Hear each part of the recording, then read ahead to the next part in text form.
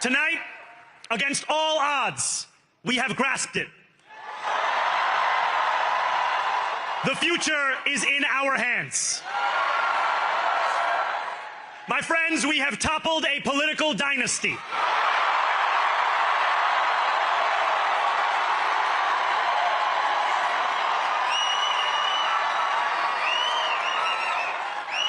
I wish Andrew Cuomo only the best in private life.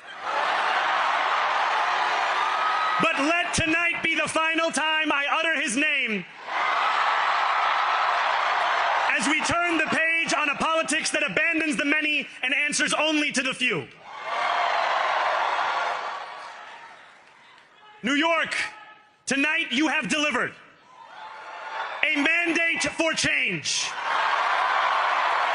a mandate for a new kind of politics, a mandate for a city we can afford, and a mandate for a government that delivers exactly that. On January 1st, I will be sworn in as the mayor of New York City.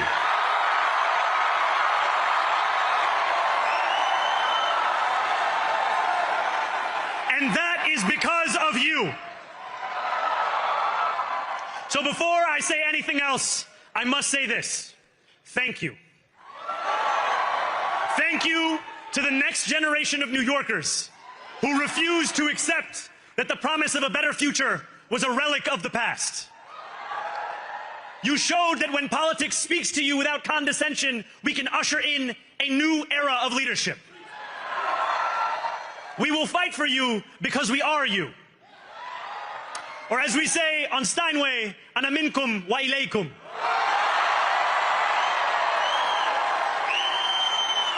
Thank you to those so often forgotten by the politics of our city who made this movement their own. I speak of Yemeni bodega owners and Mexican abuelas,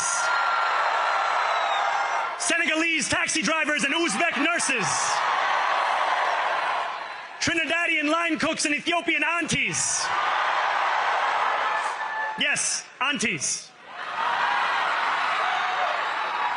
To every New Yorker in Kensington and Midwood and Hunts Point, know this. This city is your city, and this democracy is yours too. This campaign is about people like Wesley, an 1199 organizer I met outside of Elmhurst Hospital on Thursday night. A New Yorker who lives elsewhere, who commutes 2 hours each way from Pennsylvania because rent is too expensive in this city.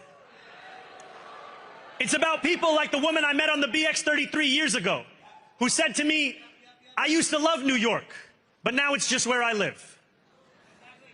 And it's about people like Richard, the taxi driver I went on a 15-day hunger strike with outside of City Hall, who still has to drive his cab 7 days a week. My brother, we are in City Hall now.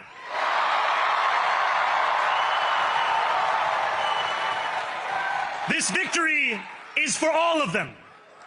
And it's for all of you. The more than 100,000 volunteers who built this campaign into an unstoppable force. Because of you, we will make this city one that working people can love and live in again. With every door knocked, every petition signature earned, and every hard-earned conversation, you eroded the cynicism that has come to define our politics. Now, I know that I have asked for much from you over this last year. Time and again, you have answered my calls. But I have one final request. New York City, breathe this moment in. We have held our breath for longer than we know. We have held it in anticipation of defeat. Held it because the air has been knocked out of our lungs too many times to count. Held it because we cannot afford to exhale. Thanks to all of those who sacrificed so much, we are breathing in the air of a city that has been reborn. To my campaign team, who believed when no one else did, and who took an electoral project and turned it into so much more, I will never be able to to express the depth of my gratitude.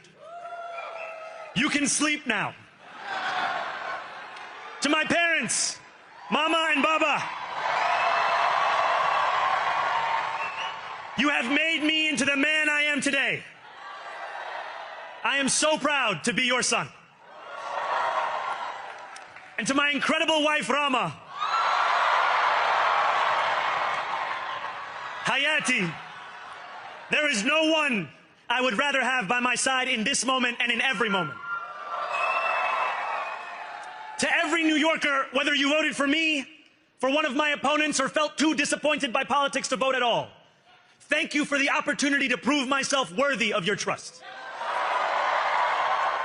I will wake each morning with a singular purpose: to make this city better for you than it was the day before. There are many who thought this day would never come, who feared that we would be condemned only to a future of less, with every election consigning us simply to more of the same. And there are others who see politics today as too cruel for the flame of hope to still burn. New York, we have answered those fears. Tonight we have spoken in a clear voice. Hope is alive. Hope is a decision that tens of thousands of New Yorkers made day after day, volunteer shift after volunteer shift, despite attack ad after attack ad. More than 1 million of us stood in our churches, in gymnasiums, in community centers, as we filled in the ledger of democracy. And while we cast our ballots alone, we chose hope together. Hope over tyranny. Hope over big money and small ideas. Hope over despair. We won because New Yorkers allowed themselves to hope that the impossible could be made possible. And we won because we insisted that no longer would politics be something that is done to us. Now it is something that we do.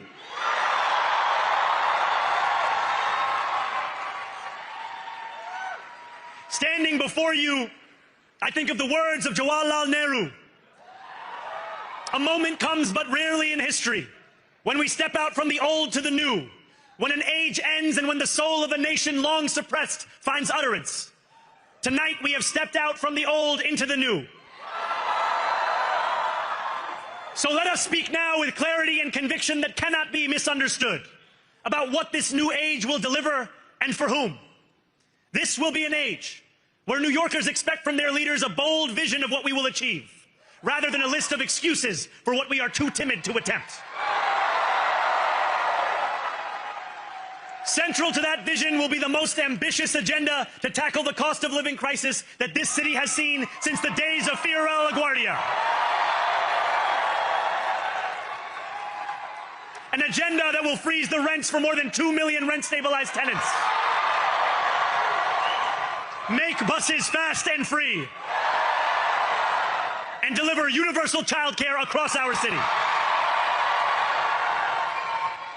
Years from now, may our only regret be that this day took so long to come. This new age will be one of relentless improvement. We will hire thousands more teachers. We will cut waste from a bloated bureaucracy. We will work tirelessly to make lights shine again in the hallways of NYCHA developments where they have long flickered. Safety and justice will go hand in hand as we work with police officers to reduce crime and create a department of community safety that tackles the mental health crisis and homelessness crises head on. Excellence will become the expectation across government, not the exception. In this new age we make for ourselves, we will refuse to allow those who traffic in division and hate to pit us against one another. In this moment of political darkness, New York will be the light. Here, we believe in standing up for those we love. Whether you are an immigrant, a member of the trans community, one of the many black women that Donald Trump has fired from a federal job, a single mom still waiting for the cost of groceries to go down, or anyone else with their back against the wall, your struggle is ours too. And we will build a city hall that stands steadfast alongside Jewish New Yorkers and does not waver in the fight against the scourge of anti-Semitism. Where the more than 1 million Muslims know that they belong. Not just in the 5 boroughs of this city, but in the halls of power. No more will New York be a city where you can traffic in Islamophobia and win an election.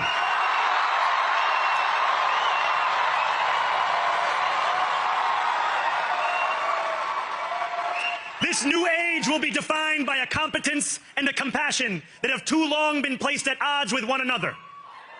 We will prove that there is no problem too large for government to solve and no concern too small for it to care about.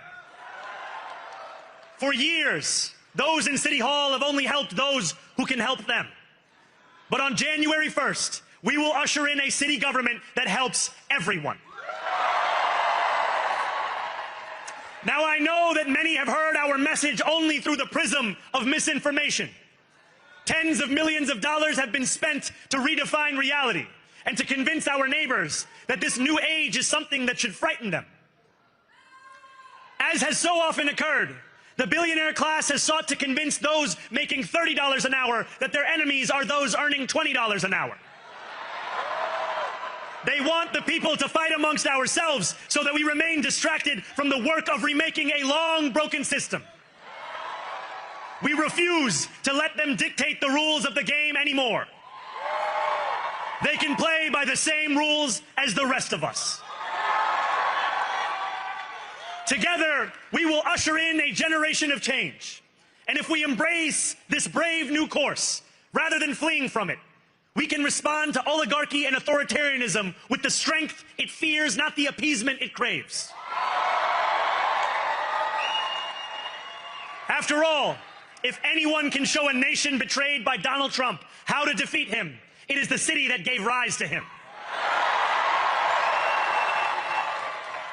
And if there is any way to terrify a despot, it is by dismantling the very conditions that allowed him to accumulate power. This is not only how we stop Trump, it's how we stop the next one. So Donald Trump, since I know you're watching, I have 4 words for you. Turn the volume up.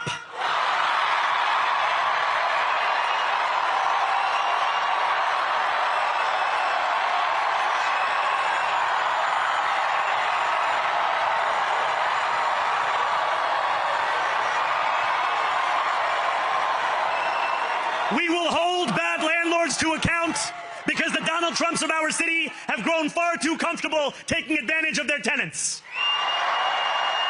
We will put an end to the culture of corruption that has allowed billionaires like Trump to evade taxation and exploit tax breaks.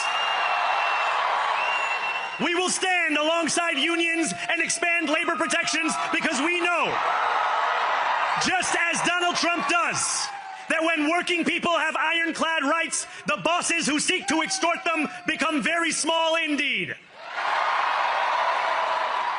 New York will remain